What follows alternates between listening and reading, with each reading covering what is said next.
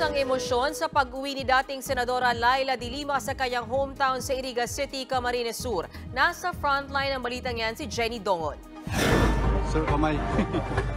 Mismo si dating Senadora Laila de Lima ang nagtanggal ng Phil Laila Now tarpaulin na ito sa kanilang gate pagdating niya sa bahay nila sa Iriga City, Camarines Sur ngayong gabi. Simbolo raw ito ng kanyang paglaya matapos ang 6 na taon. Pero para kay de Lima, hindi pa tapos ang laban, lalo't pansamantala lamang ang kanyang kalayaan. Fail pa lang ito, but we are really confident na it's eventually mababasura din itong kaso na ito. Pero syempre, tututok pa rin kami dyan sa kaso para kung tuluyan ang mabasura yan, na nandyan yung vindication. Kanina, naging emosyonal ang pamilya de Lima sa kanyang pag-uwi. Mahigpit na yakap at iyakan ang sumalubong sa dating senadora. I'm so happy! I'm finally here sa bahay namin, sa hometown ko. Indescribable na naman talaga ang nararamdaman ko. Grabe, grabe. I'm so overwhelmed with joy. Kung may gusto raw unang makita si Atty. Laila, ito ang kanyang 91 anyos na inang may sakit na demensya.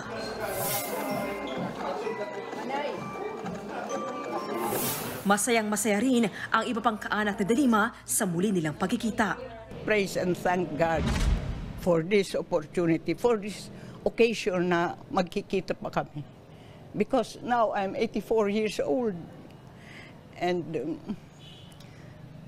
I was praying na makalabas siya before I get out of this world.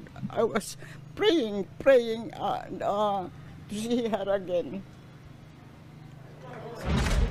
Pero sa kabila ng masaya nilang reunion, hindi pa rin daw sila makampante. Ang kaso niya hindi basta-basta. Buhay pa. Buhay pa. Buhay pa. Si ano? Buhay pa si mga buhay pa. Para sa dating senadora, ang nakarang administrasyong Duterte ang nasa likod ng kanyang pagkakakulong. Pero pinatawad na raw niya ang mga sangkot dito, maliban kay dating Pangulong Rodrigo Duterte. Kaya pinag-aaralan na raw ng kanyang kampo ang mga isasampa nilang kaso kina Duterte, gayon din kay dating Justice Secretary Vitaliano Aguirre II.